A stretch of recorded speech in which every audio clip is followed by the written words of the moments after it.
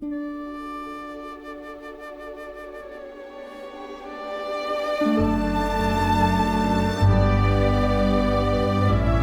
era de la divina voluntad, comentado teológicamente por el padre Joseph sobre los escritos de la sierva de Dios Luisa Picarreta, y el estudio del don que nos permite vivir en la divina voluntad.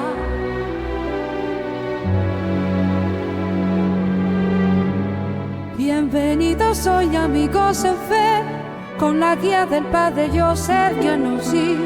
Exploramos el don que transforma al vivir la sierva de Dios Luisa Picarreta. Sus escritos nos llevan a la verdad eterna.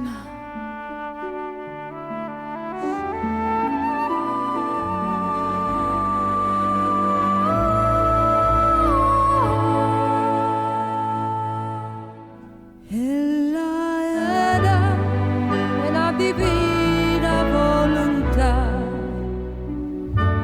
el amor de Dios siempre nos guiará por la senda de Luisa, en Dios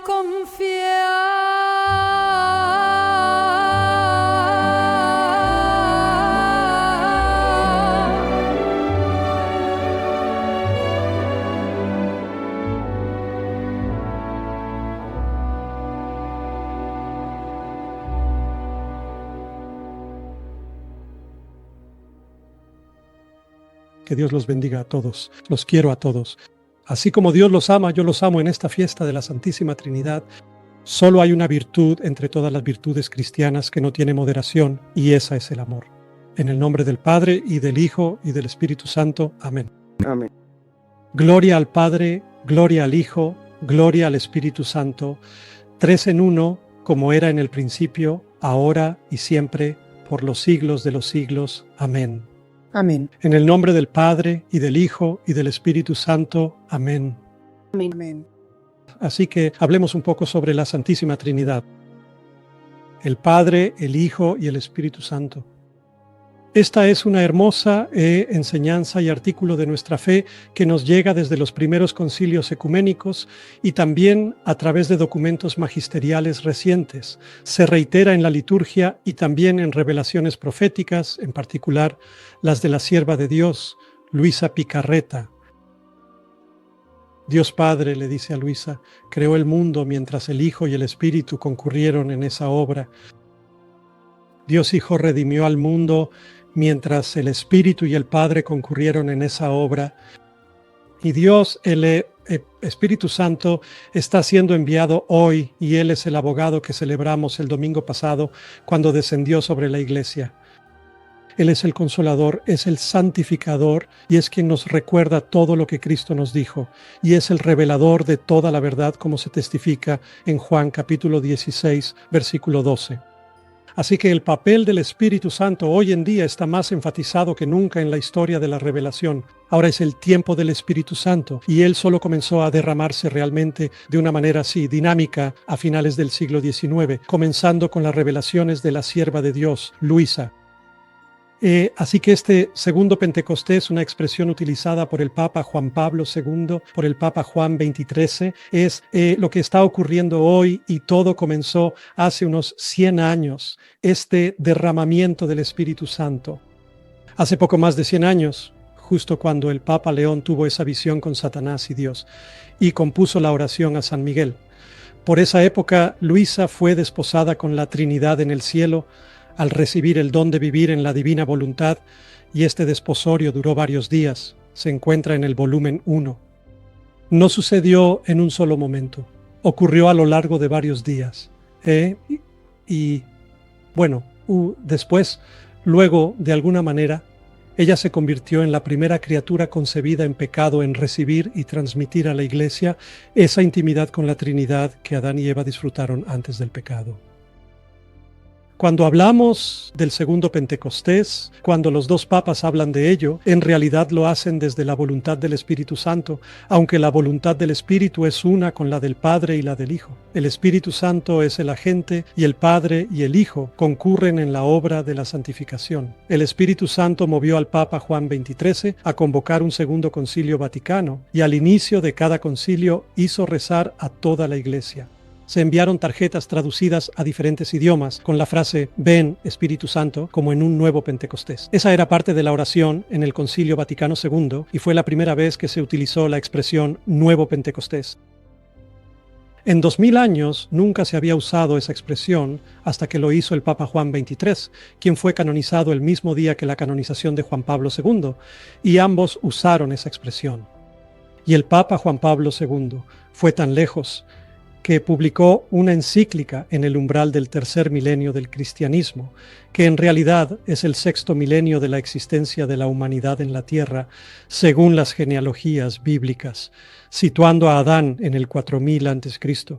y los primeros padres de la Iglesia, inspirados por la expresión de San Pedro, para el Señor un día es como 1000 años y 1000 años como un día. Interpretaron la existencia de la humanidad en este planeta en términos de los días de la creación. Así que si Dios creó el mundo en 6 días y descansó en el séptimo, el hombre racional existirá en la tierra durante 6000 años y Dios descansará en él en el séptimo milenio.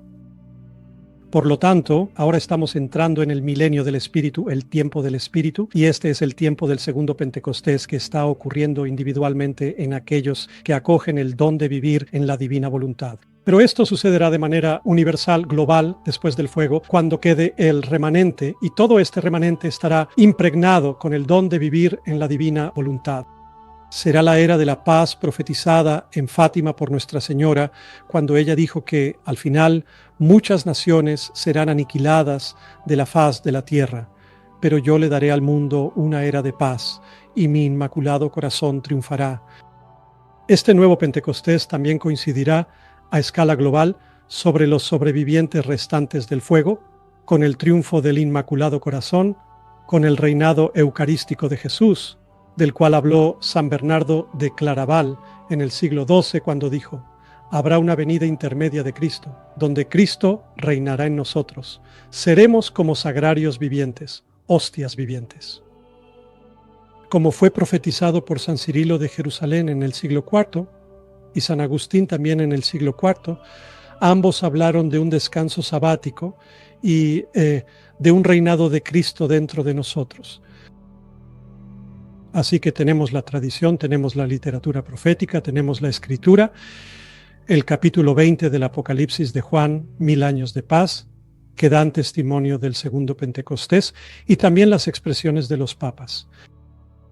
Así que cuando celebramos hoy la fiesta de la Santísima Trinidad, no estamos celebrando a una sola persona, estamos celebrando a las tres, pero todas trabajan juntas. Todo es parte de un solo mosaico, una sola síntesis, una imagen hermosa. Verán, al principio no debería haber habido redención, solo debió haber habido creación y santificación. Pero debido al pecado original, Cristo, quien de todos modos habría venido a la tierra, ahora tuvo que venir no como rey, sino como redentor, para revertir la obra de Satanás, deshacer el pecado al que Satanás llevó a Eva y a Adán a cometer y que infectó todo el ADN espiritual de nuestro árbol genealógico.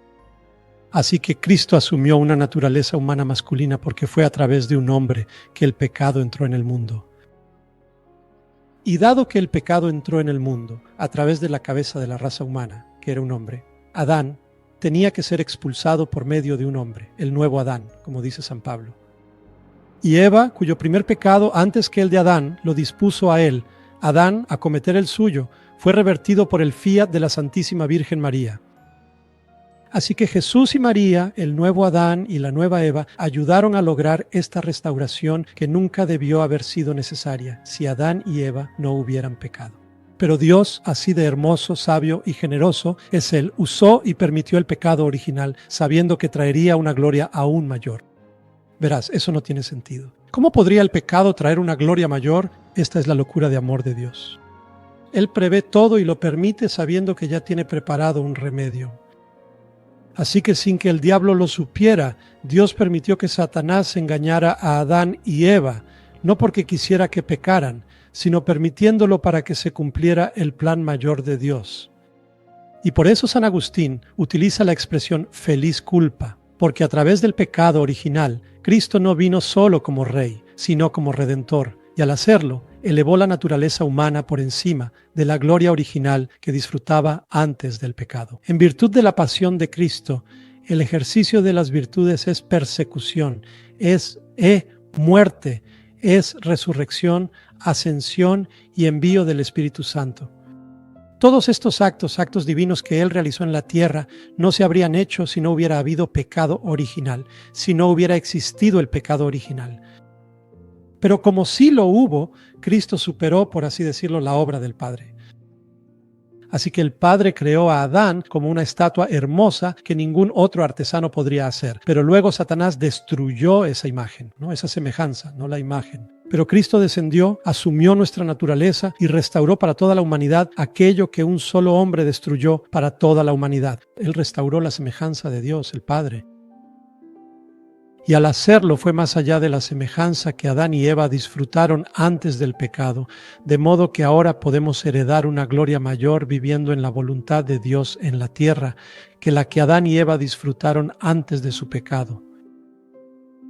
Y este es el amor de Dios, su locura de amor. Él va, Él permite, nos ama tanto que se permite a sí mismo ser herido para llevarnos a una gloria mayor.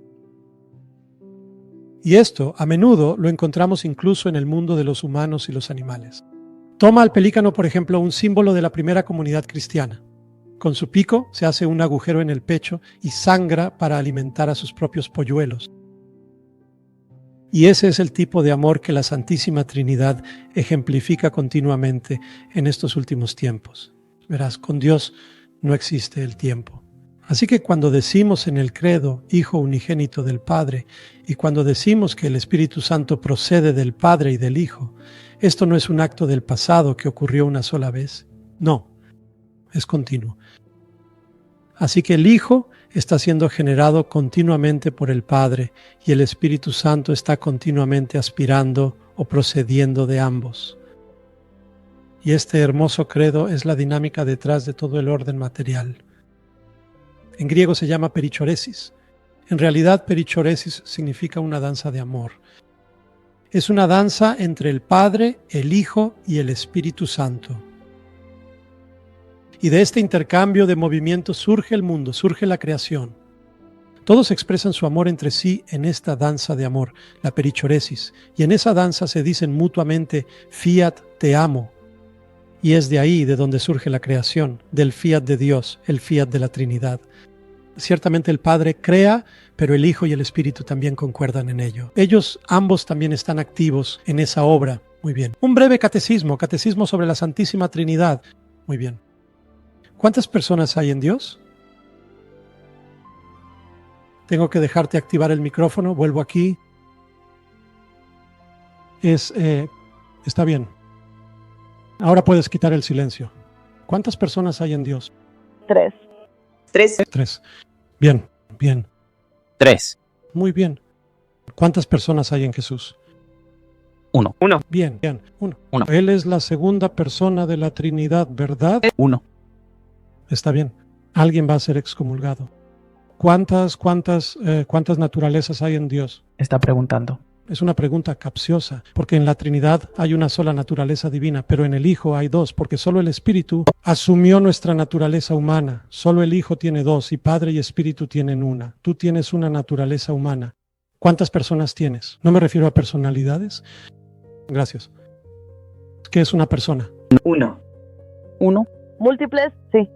No, todos tenemos una sola persona. Es una persona humana. Dios no es una persona autónoma, sino que es uno con el peón, uno con tres. Son inseparables pero distintos. Muy parecido al cuerpo y la sangre de Cristo, muy parecido a tu cuerpo y alma. ¿De acuerdo? Solo se pueden separar en la muerte, pero luego el cuerpo se reúne con todos nosotros al final del mundo. Así que en realidad son inseparables al final. Entonces la palabra prosopon en latín para persona en realidad significa relación personal, no persona. Si quieres ser teológicamente exacto, en realidad no significa persona. significa relación personal. Así que están relacionados entre sí, están entrelazados, están fusionados, injertados, son eternos, son sustanciales. Son una sola sustancia, una sola naturaleza, tres personas distintas, pero no son autónomas como nuestras personas, como lo es nuestra personalidad. Así que podemos decir, perdiste mi amor porque me hiciste enojar. Dios no puede decir eso al Espíritu porque son inseparables, igual que el Padre no puede decir eso al Hijo. No hay divorcio en la Trinidad. Y por lo tanto la palabra para persona en este contexto es la relación que tienen entre sí. Y esto es lo que da origen a la voluntad divina. El Padre creó con la concurrencia del Espíritu y del Hijo, aunque Jesús aún no se había encarnado, el orden material y puso a la cabeza del orden material al hombre racional y volitivo, Adán. Ese era el plan A de Dios. El plan B de Dios ocurrió después del pecado original. Y aquí es donde el Hijo interviene, por así decirlo, y dice, Padre, sé que Satanás intentó arrebatarte tu joya, tu creación preciosa, la niña de tus ojos, y veo que esta es la criatura más grande que jamás podrías crear. Esto es lo que Jesús le dice a Luisa. Estas son las palabras de Jesús a Luisa. Que Adán fue la estatua y la criatura más grande que Dios pudo haber hecho. Al ver que Satanás le arrebató esto a Dios, Jesús interviene, por así decirlo, y dice, no desesperes, estoy aquí para salvar el día. Y Dios sabe todo esto de antemano, pero solo lo estoy representando en potencia, en acto, como lo entendemos con nuestras mentes finitas. Y entonces, en ese momento tan especial, Jesús desciende y salva para el Padre su obra más preciosa y amada de toda la creación. ¿De acuerdo?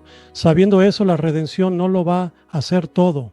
Es solo el primer pago de la restitución de esta hermosa imagen y estatua que Dios creó y que era sin pecado. Así que Jesús termina su obra y dice, consumatum est, está consumado. Pero Él prometió unos días antes que enviaría al Espíritu para volver a revelarles toda la verdad y recordarles las cosas que Él había dicho. Y entonces el Espíritu Santo es enviado el domingo de Pentecostés en el cenáculo. Y luego el Espíritu da poder a estos hombres temerosos para que se conviertan en testigos valientes, dispuestos a dar su vida por Dios.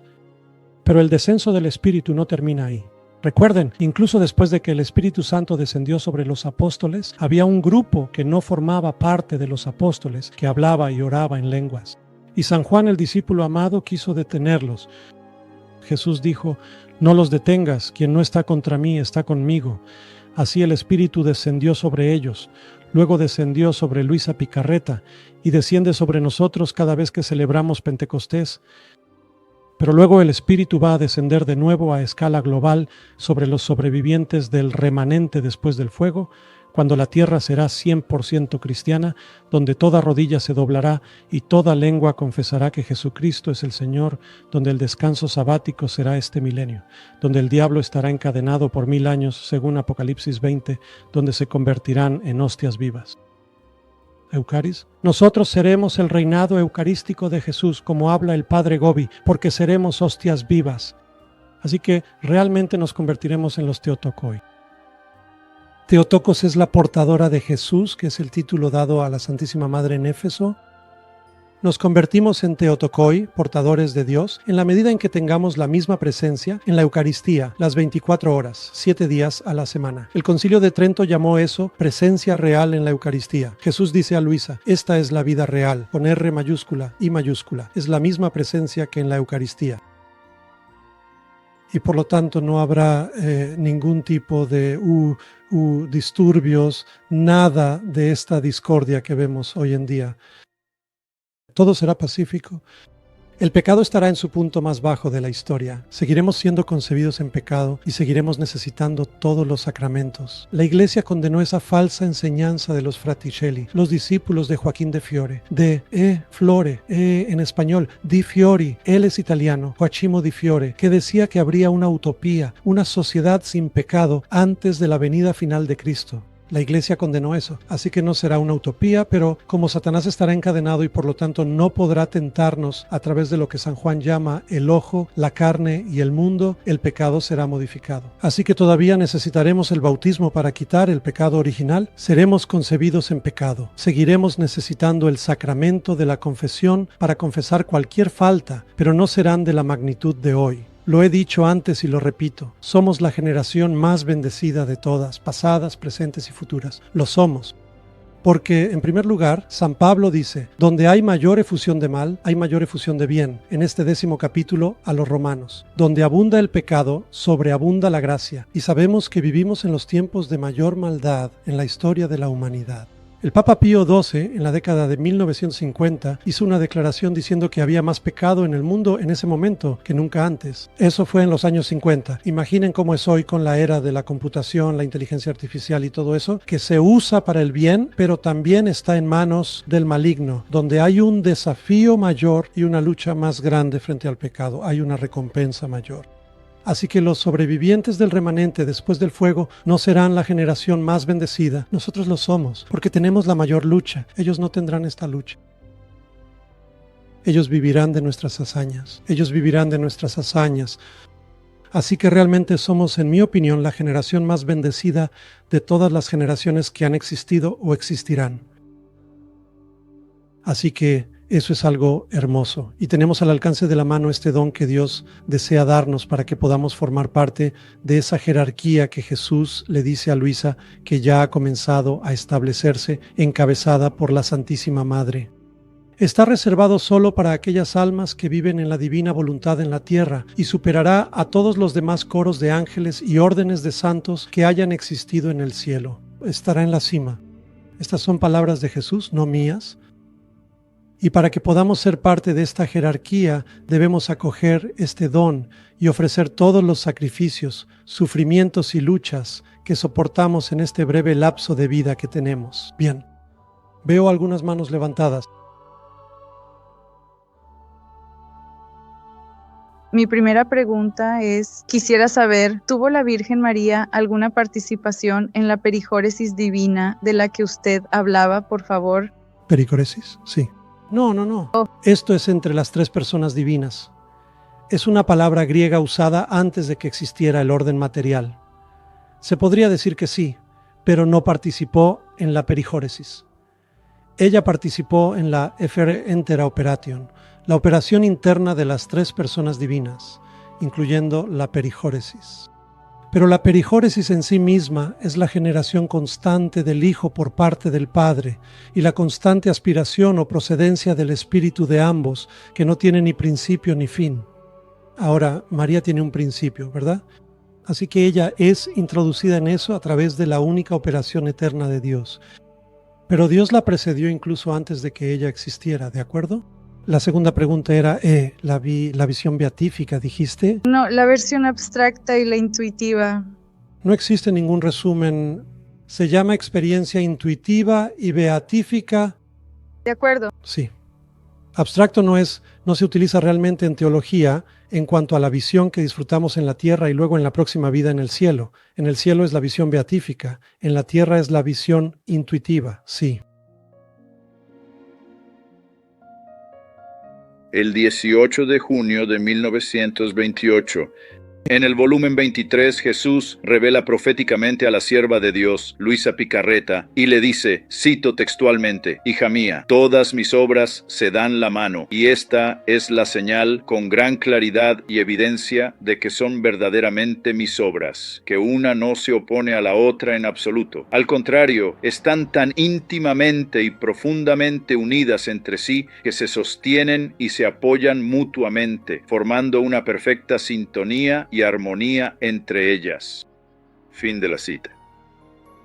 Ahora, en la verdadera vida en Dios, Jesús revela proféticamente a Basula el 27 de septiembre de 1997, cito, «Aquel día en que respondiste a mi voluntad divina y al abrir tu corazón a mi llamado, lo enriquecí con el mío». Fin de la cita.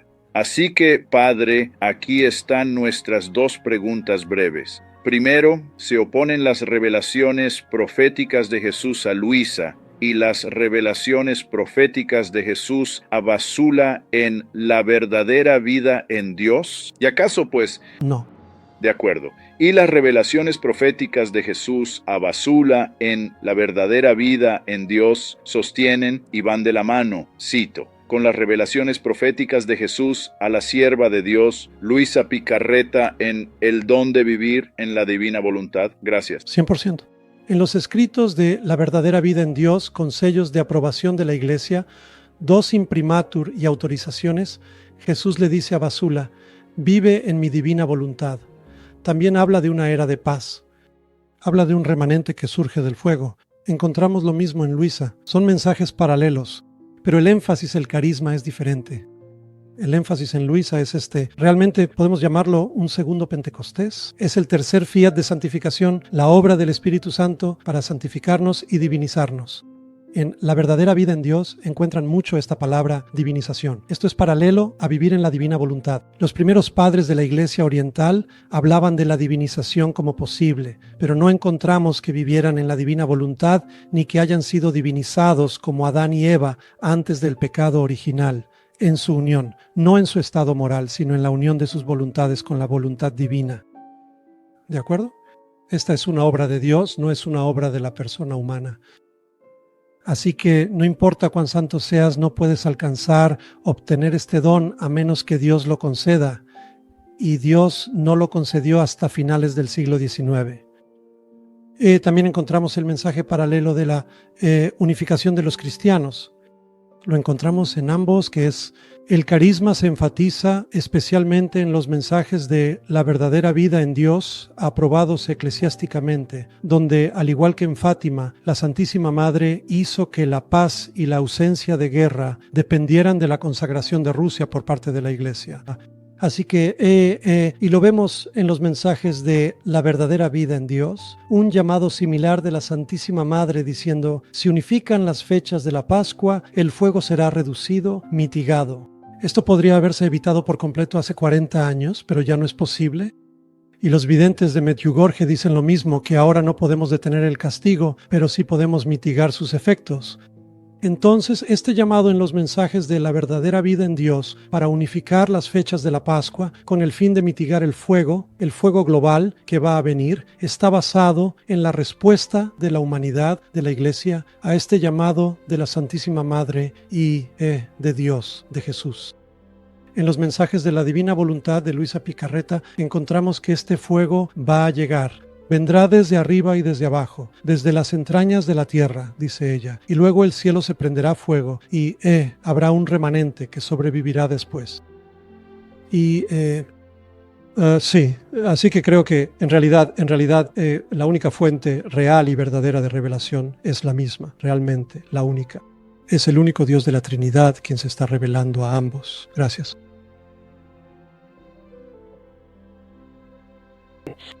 Mientras usted hablaba sobre el nuevo Pentecostés y mencionaba el descanso sabático, eso realmente estuvo ungido, y yo pensaba en los pactos que Dios ha hecho con nosotros y en el primer pacto adámico, el pacto con el matrimonio, y es que la señal es el descanso sabático. Y me preguntaba si podría comentar un poco más sobre la manera en que Dios ha hecho pactos continuamente con Noé, Abraham, Moisés, David y en última instancia el nuevo pacto con Jesús. Y parece que se va expandiendo, haciéndose cada vez más grande. Matrimonio, familia, tribu, nación, reino, ahora universal, y la señal definitiva con Jesús es la Eucaristía.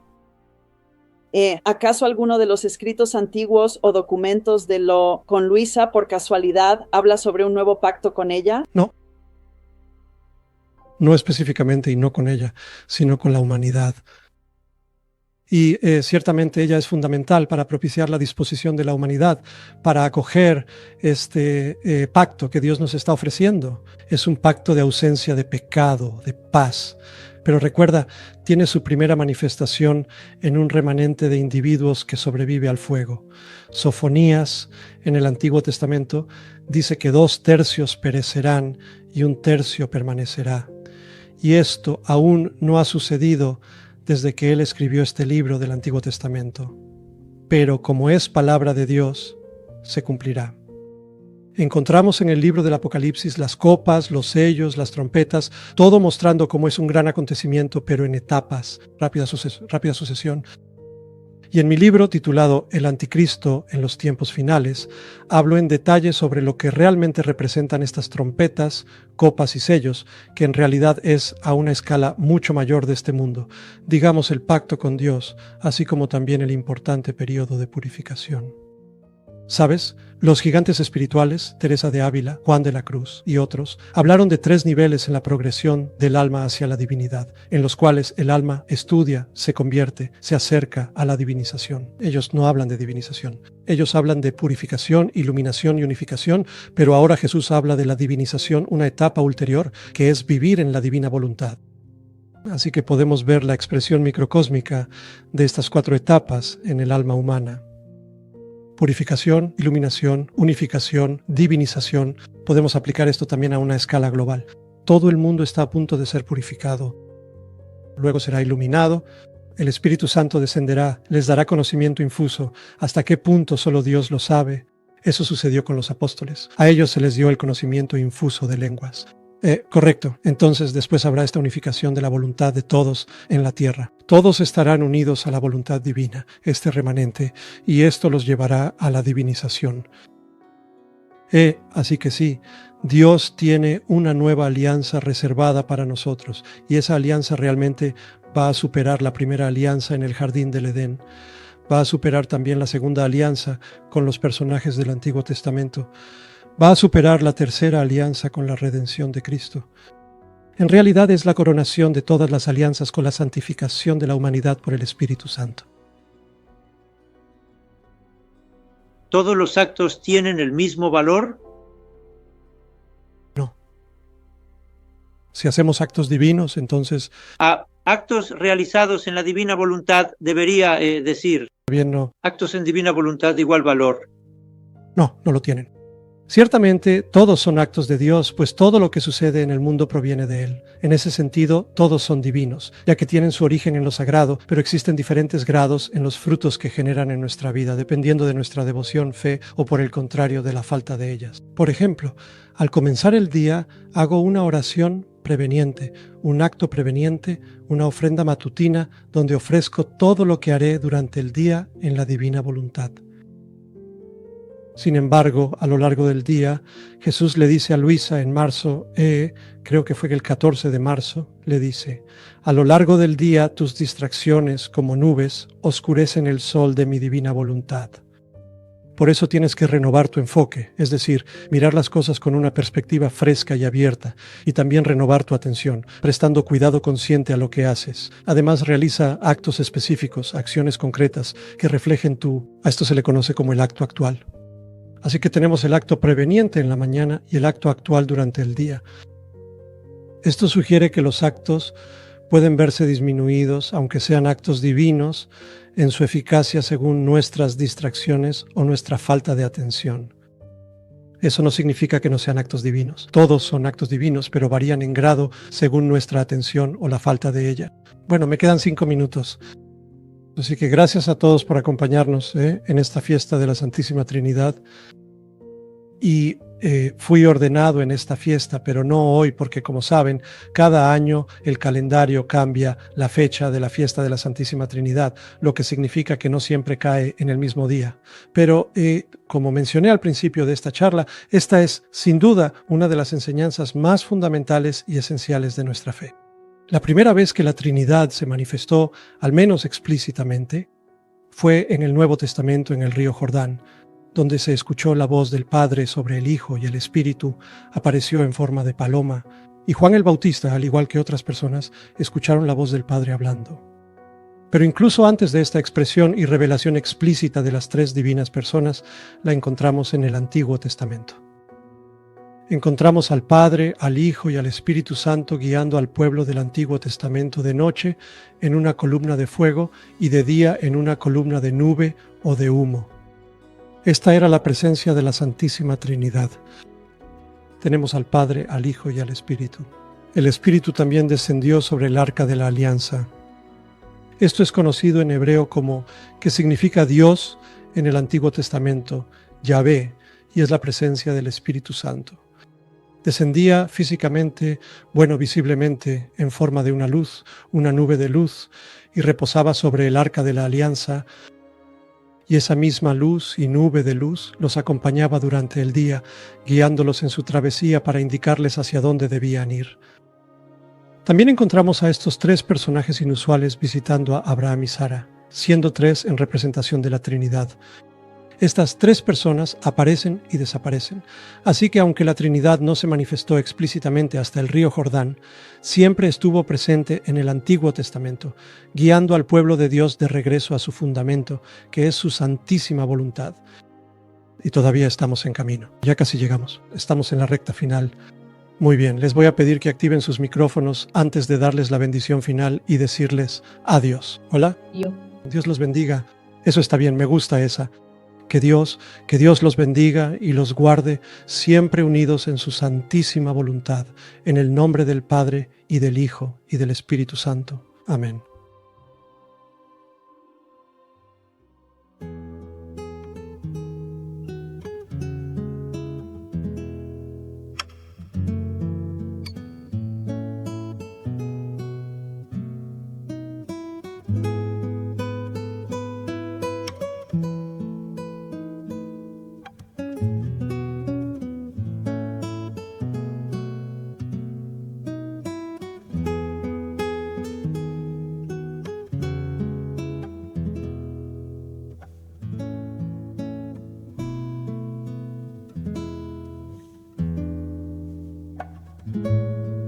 El sol es fuego, luz y calor, una sola unidad, la Santísima Trinidad está velada en él.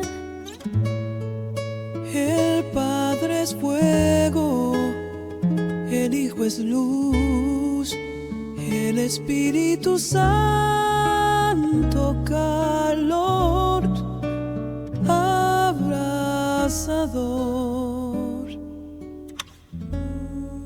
Una la potencia, un solo Dios verdadero.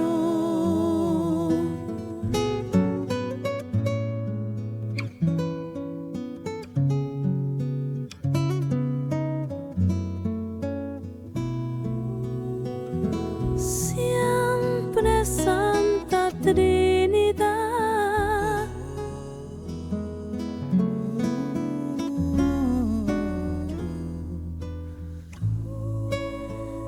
Siempre Santa Trinidad, te adoramos profundamente, te amamos intensamente, te agradecemos perpetuamente. En nombre de todos y en los corazones de todos, gloria a ti, Santísima Trinidad.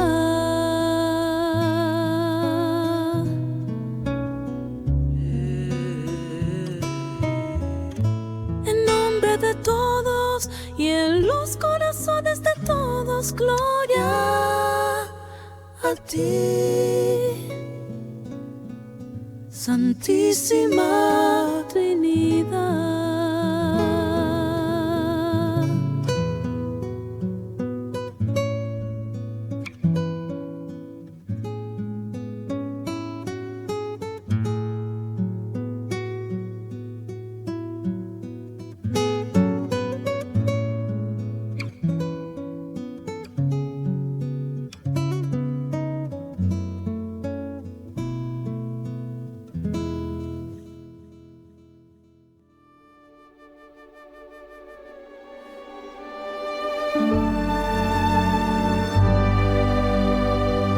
La era de la divina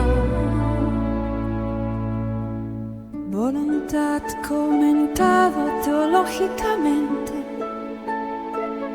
por el padre Joseph sobre los escritos de la sierva de Dios Luisa Picarreta y el estudio del don que nos permite vivir en la divina voluntad.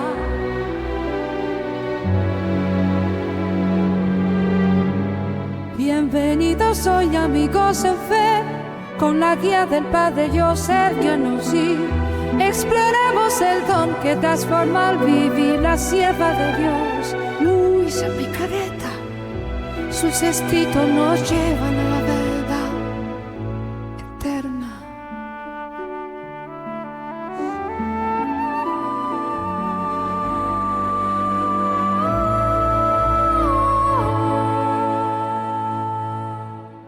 En la era de la divina voluntad,